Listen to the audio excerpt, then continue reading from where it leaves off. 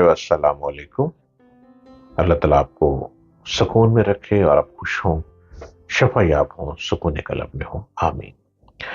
میرے چینل کو سبسکرائب کیجیے، ڈاکٹر جلیل اسلم آفیشیل، اور آپ مجھ سے ہر روز نئی ویڈیو دیکھتے چلے جا رہے ہیں اور میں نئی باتیں لیے آپ کے پاس آ رہا ہوں۔ روحانیت بہت قدیم علم ہے۔ صوفیزم اتنا قدیم علم نہیں ہے کہ انسان کی تاریخ وہاں تک ڈھونڈتے ڈھونڈتے ختم ہو جاتی ہے، یہ اتنا قدیم علم ہے۔ یہ صوفیزم عشق حقیقی کو ظاہر کرتا ہے۔ اس میں وہی عاشق بنتا ہے جو محبوب کے عشق میں تڑپتا دکھائی دے۔ مرید بنتا ہے، وہی مرید بنتا ہے جو تڑپتے تڑپتے ایک خاص قسم کی کیفیت میں ڈوبتا چلا جائے اور وہی بلند مقام پا لیتا ہے جس کو دیکھ کر دوسروں کو بھی سکون ملتا ہے۔ ہر سلسلے کا اپنا اپنا ذکر ہے اور ہر ذکر کا تعلق اللہ ہی سے جا کے ملتا ہے۔ کوئی اللہ کہتا ہے، کوئی اللہ کہتا ہے، کوئی رحمان کہتا ہے، کوئی رحیم کہتا ہے۔ یوں جسم کے ساتھ لطائف ہر سلسلے میں یوں گم سم ہو کر خاموش زبان کے ساتھ آگے بڑھتے چلے جاتے ہیں، اور سکون کی تلاش میں رہنے والے لوگ جن کو کہیں بھی سکون نہیں ملتا، وہ ان روحانی سلسلے میں داخل ہو کر اپنے آپ کو پرسکون کرتے ہیں۔ صوفیزم خالی ذکر کے ساتھ کا سلسلہ ہی نہیں، صوفیزم میں ذکر کرنے کے ساتھ ساتھ بہت سی بیماریوں کا حل بھی موجود ہے۔ صوفیزم بہت سے مسائل کا حل بھی دکھائی دیتا ہے۔ صوفیزم انسان کو پرسکون کرتے کرتے اس کو عظیم سے عظیم تر بناتی چلی جاتی ہے۔ حضرت شیخ ہندی المعروف مجدد الفسانی ایک بہت مشہور نام ہے۔ نقش بندی سلسلے کے بہت بڑے درویش 1564 میں سرہند میں پیدا ہوئے۔ آپ حضرت عمر فاروق رضی اللہ تعالی عنہ کی اولاد میں سے تھے، اور آپ کا سلسلہ نسب کابل کے ایک ممتاز خاندان سے ملتا ہے۔ خاندانی روایات کے مطابق آپ مغربی پاکستان کے مشہور بزرگ حضرت بابا فرید گنج شکر کے ہم جد ہیں، کیونکہ دونوں کا سلسلہ نسل شیخ شہاب الدین علی المعروف فرخ شاہ الفاروقی القابلی سے ملتا ہے۔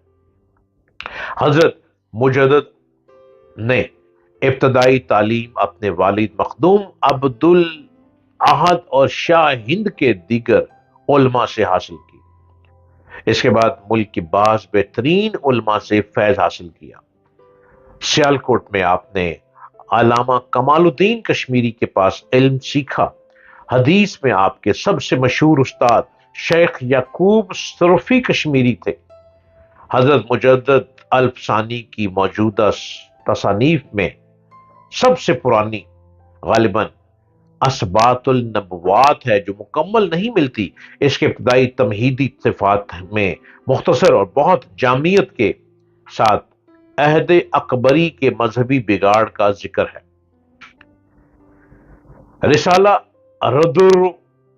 رودر وافظ بھی آپ کی ابتدائی کتابیں ہیں، لیکن اس میں اس خط کا ذکر ہے جو علماء مشہد نے علماء ماورا النہر کو لکھا۔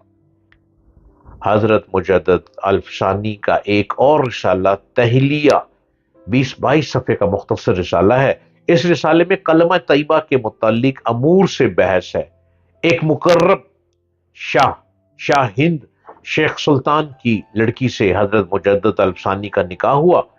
حضرت مجدد الفسانی کی زندگی میں اس شادی کی بڑی اہمیت ہے۔ ایک تو آپ کی اہلیہ کے درجہ عالی کی بنا پر، دوسرے ان کے والد شیخ سلطان کی وجہ سے، جو ایک ممتاز عالم دین اور حاکم علاقہ تھے۔ آپ اکبر سے قریب رہنے کے باوجود اس کی مذہبی پالیسی کے سخت مخالف تھے۔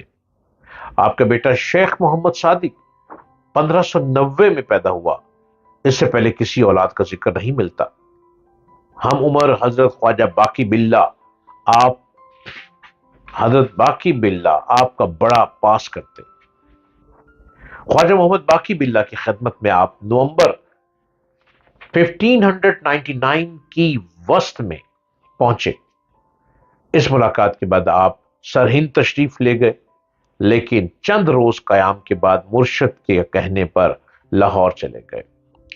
یہاں آپ کو بڑی کامیابی ملی، کئی لوگ حلقہ عقیدت میں داخل ہوئے، آپ کے ہاتھ بیعت ہوتے چلے گئے اور یوں سلسلہ نقش بندی میں داخل ہوتے چلے گئے۔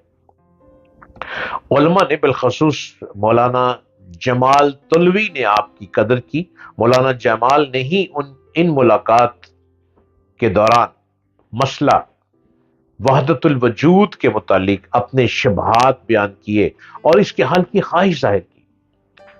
حضرت مجدد الفسانی نے اس مسئلے پر تفصیل سے اپنے رسالوں اور اپنی مکتوبات میں لکھا اور وحدت الوجود سے بالا وحدت الشہود کا مقام متعین کیا۔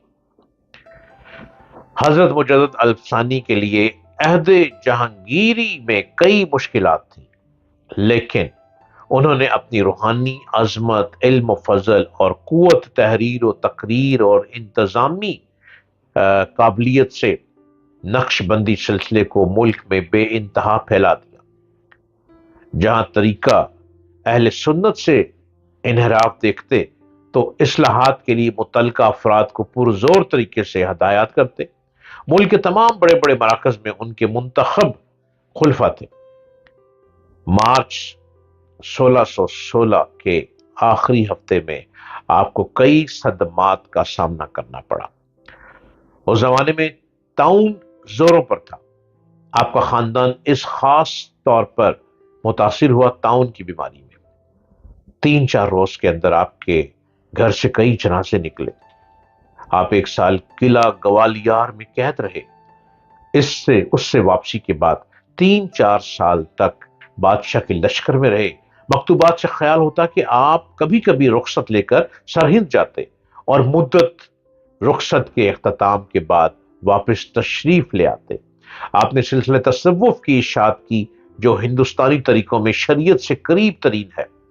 شرع کی حمایت اور ترجمانی کے علاوہ ایک بڑا کام روحانیت کا پھیلاتے چلے گئے۔ شرع کی ترویج، طریقہ نقش بندی کی اشاعت، شریعت اور طریقت کے مطابق روحانیت کو لے کر چلنا، شیخ مجدد نے اس طرف عمل کیا۔ آپ کا انتقال 10 دسمبر 1624 کو ہوا اور مجدد الفسانی نقش بندی سلسلے میں اللہ کا ذکر کرواتے، خاموش زبان کے ساتھ، منہ بند کر کے، لمبے لمبے سانس کے ساتھ ذکر کرواتے، اور اس سے لوگوں کو سکون ملتا اور اس سے بیماریوں کا حل نکلتا۔ یہ ہے صوفیزم کے دروازے۔